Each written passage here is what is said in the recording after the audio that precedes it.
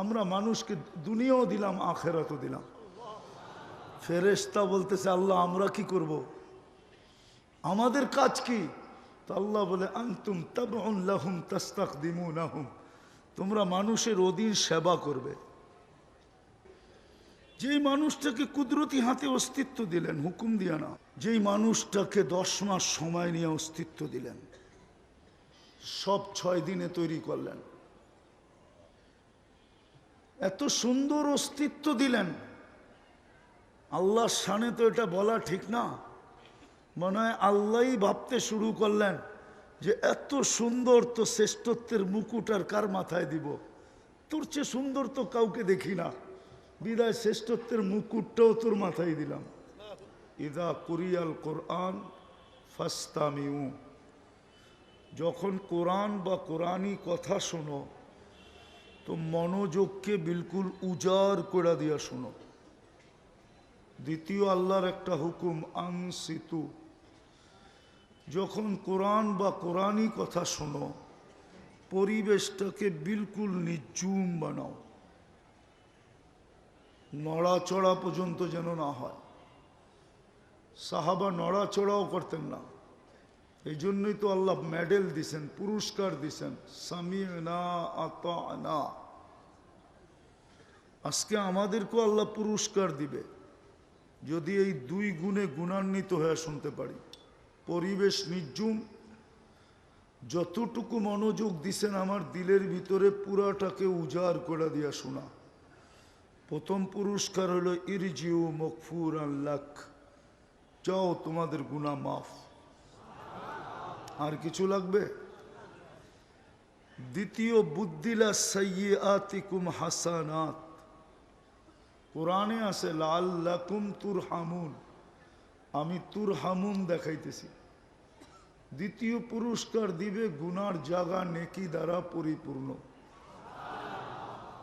তৃতীয় আর চেয়ে বড় একটা পুরস্কার আছে, সেটা হলো ইয়াযকুরুল্লাহ ফি মান ইনদা, আরশে আজিমে আল্লাহ আমাদেরকে নিয়ে আলোচনা করবেন। হয়তো জামিউল উলুমের ছাত্ররা, ওস্তাদরা, মিরপুরের প্রথমেই তো আসলাম, একমত নাও হইতে পারে, কিন্তু আল্লাহর সিস্টেম হলো যাকে নিয়ে আল্লাহ আলোচনা করবেন ওকে আর কোনোদিন শাস্তি দিবেন না। হ্যাঁ,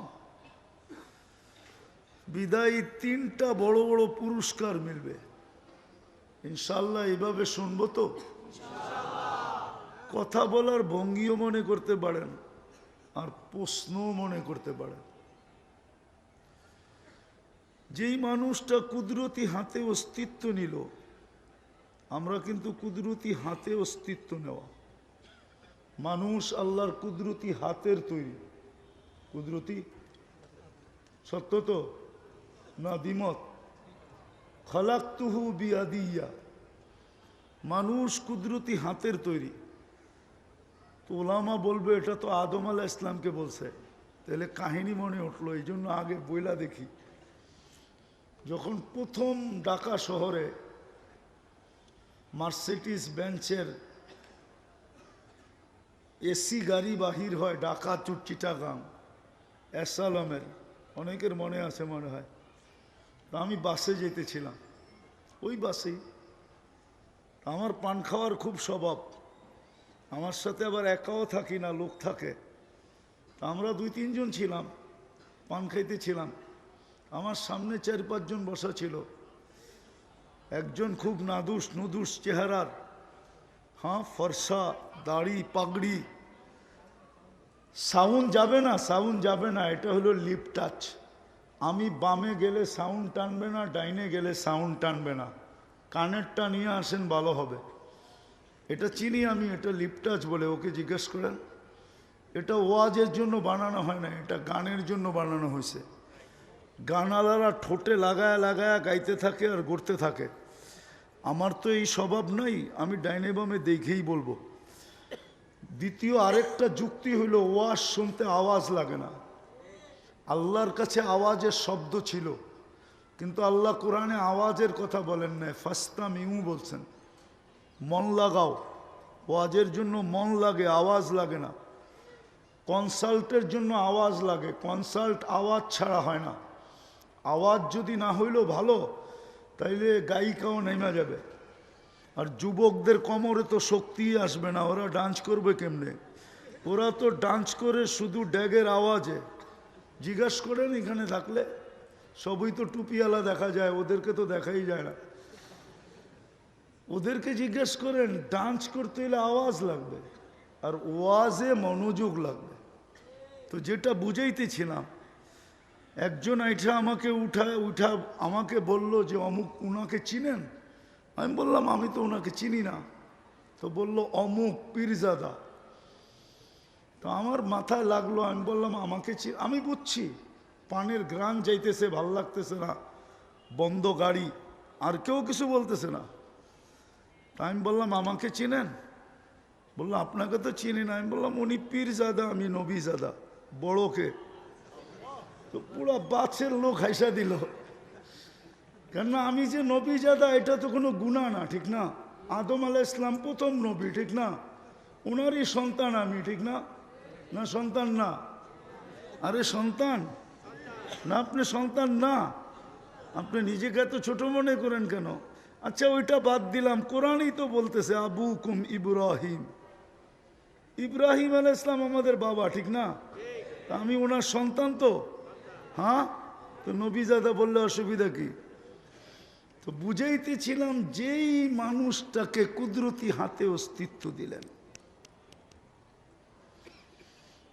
হুকুম দিয়া দিলেন না, হুকুম দিয়া তো সব তৈরি, দুই অক্ষরে সব তৈরি। যেই মানুষটাকে কুদরতি হাতে তৈরি দিলেন, অস্তিত্ব দিলেন। আমি একটা জিনিস দেখাইতে চাইতেছি, একটু মনোযোগ লাগবে, নাইলে বুঝে আসবে না, নাইলে জীবন এরকম এলোমেলোই চলবে।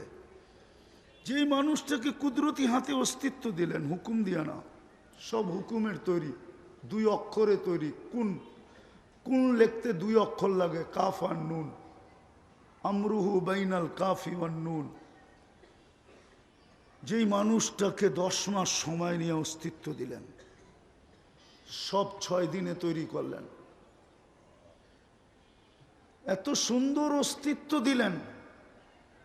আল্লাহর শানে তো এটা বলা ঠিক না, মনে হয় আল্লাহই ভাবতে শুরু করলেন যে এত সুন্দর তো শ্রেষ্ঠত্বের মুকুট আর কার মাথায় দিব? তোর চেয়ে সুন্দর তো কাউকে দেখি না, বিদায় শ্রেষ্ঠত্বের মুকুটটাও তোর মাথায় দিলাম। এত সুন্দর অস্তিত্ব দিলে, কুদরতি হাতের না, হাতের জিনিস আর হুকুমের জিনিস এক হয় নাকি?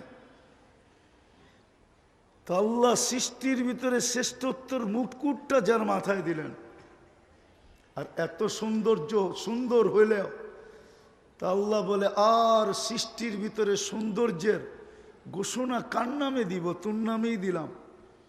মানুষ সৃষ্টির ভিতরে সবচেয়ে সুন্দর, মানুষের চেয়ে সুন্দর কোনো সৃষ্টি নাই। যদিও মানুষ বলে পরী বড় সুন্দর, কিন্তু যুক্তিতে আসে না। পরী যদি সুন্দরী হইতো, কেউ দেখছে আজ পর্যন্ত যে সুন্দরী? কি দেখছো তোমরা? হ্যাঁ? আচ্ছা আরেকটা যুক্তি, যদি সুন্দরী হইতো, এত সুন্দরী, তো কাইলা ছেঁড়ারে কেন ধরতো? কালোরে কেন ধরবে, ঠিক না? ও তো ওর চেয়ে সুন্দর যুবরাজকে ধরবে, ঠিক না? আছে না কিছু যুবরাজ আমরা মিডিয়ায় দেখি, ওদেরকে তো ধরে না, ধরছে কারে? গ্রামের কালো একটাকে। বোঝা গেল এত সুন্দরী নয়, কাইলাটাই সুন্দরী। কালোর চেয়ে সুন্দর কেউ নাই। গঠনের দিক দিয়ে যাকে আল্লাহ সৃষ্টির ভিতরে শ্রেষ্ঠত্ব দিলেন, হায় হায় হায় হায়। যেই মানুষটাকে আর মানুষটার হাতে আল্লাহ পুরা দুনিয়াটা উঠায় দিয়া দিলেন, ধ্যান দিয়া বসতে হবে কিন্তু, নাইলে আল্লাহ ঘোষণা কেন দিলেন? হুয়াল্লাযী খালাকা লাকুম মা ফিল আরদি জামিয়া। মানুষ শুধু দুনিয়া না, এর ভিতরে যা কিছু আছে সব তোর হাতে উঠায় দিয়া দিলাম। শুধু দুনিয়া তো দিলেন না, আখেরাতটাও যেই মানুষকে আল্লাহ দিয়া দিলেন। আমি কিতাবের নাম বলতেছি, আপনারা দেখে নিয়েন। হাবায়েক ফি আখবারিল মালাইক, যদি এই কুতুবখানায় থাকে, আছে কি না আমি জানি না, কিন্তু কিতাবের নাম হইল হাবায়েক ফি আখবারিল মালাইক। ফেরেশতারা আল্লাহকে বলছিল ফাজা আল্লাহুমুদ দুনিয়া, এদেরকে দুনিয়া দিয়া দেন। আমাদেরকে বলছিল ওয়াজা আল্লানাল আখেরা, আল্লাহ আখেরাত আমাদেরকে দিয়া দেন। তা আল্লাহ প্রতি উত্তরে বলছিল উফাদ্দিলুকুম আলা মান খালাকতু বিয়াদিয়া, আমি তোমাদেরকে শ্রেষ্ঠত্ব দিব ওদের উপরে যাদেরকে আমি দস্তে কুদরত দিয়ে অস্তিত্ব দিছি। ওয়াকাদ খালাকতুকুম বিআমরি, তোমাদেরকে তো হুকুম দিয়ে অস্তিত্ব দিছি। হুকুমের জিনিসের, হাতের জিনিসের উপরে হুকুমের জিনিসকে শ্রেষ্ঠত্ব দেই তো দেই কি করা? তো বলছে সিদ্ধান্ত জাআলতু লাহুমুদ দুনিয়া ওয়াল আখিরা, আমরা মানুষকে দুনিয়াও দিলাম আখিরাতও দিলাম। ফেরেশতা বলতেছে আল্লাহ আমরা কি করব, আমাদের কাজ কি? তো আল্লাহ বলে আনতুম তাবউন লাহুম তাস্তাখদিমুনাহুম, তোমরা মানুষের অধীন সেবা করবে। সত্যি আমি শিক্ষিত মানুষকে জিজ্ঞাসা করতেছি, দুনিয়ার টেকনোলজির যুগ, আচ্ছা টেকনোলজির দিকে তাকায় দেখেন তো এই মানুষের শরীরটা চলে কি দিয়া? টেকনোলজি হিসেবে তো চলার কথা না। যদি টেকনোলজি দিয়েই চলতো তাহলে এক একটা অঙ্গে চালানোর জন্য বিরাট বড় একটা প্রজেক্ট লাগতো, শত শত ওয়ার্কার লাগতো। চলে কি দিয়া? ওনাকে জিজ্ঞেস করি চলে কি দিয়া? টেকনোলজির যুগ, টেকনোলজি বলে না, একদল লোক আছে বিজ্ঞান বিজ্ঞান বলতে বলতে থুতু বাইর করে ফেলে, টেকনোলজি বলতে বলতে গলা শুকায় ফেলে। এদেরকে জিজ্ঞেস করি মানুষের দেহটা টেকনোলজি দিয়ে চলে কি করে? দুই চোখেই তো 26 কোটি ক্যামেরা, 4 বার টেস্টিং ছাড়া তো আল্লাহ ভিতরে ঢুকতে দেয় না। প্রথম নাক গ্রান টেস্ট করে, গ্রান যদি ঠিক না থাকে প্রথম টেস্টেই রিজেক্ট, গ্রান ঠিক না সরা। দ্বিতীয় জিহ্বায় টেস্ট করে স্বাদ ঠিক আছে কিনা, জিহ্বা টাচ করতে দেরি, স্বাদ বলতে দেরি করে না। যদি স্বাদ এদিক থুকি ওদিক হয়ে যায় তো জিহ্বা বলে দেয় স্বাদ ঠিক না সরা। তৃতীয় চেকিং করে দাঁত, পাথর আছে নাকি কণা জাতীয় কিছু আছে কিনা। প্রথম কামড়টাই পাথরের উপরে পড়ে, কোরবান যাও আল্লাহর উপরে, বাহির করে দেয়। চতুর্থ চেকিং আবার জিহ্বা করে, পাথর তো সরাইলি দাঁত, দাঁত তো সরাইলো পাথর, ও জিহ্বা তুই কি সরাবি? তো দেখে কোনো আঁশ আর চুল জাতীয় আছে কিনা। না মিথ্যা? ও আপনি এখানে বসা, 4 বার চেকিং ছাড়া তো ঢুকতে দেয় না। বাবার বিষয়, কিন্তু আমি একটু গণাইতে চাইতেছি যাতে বুঝে আসে। আমার বুঝানোর উদ্দেশ্য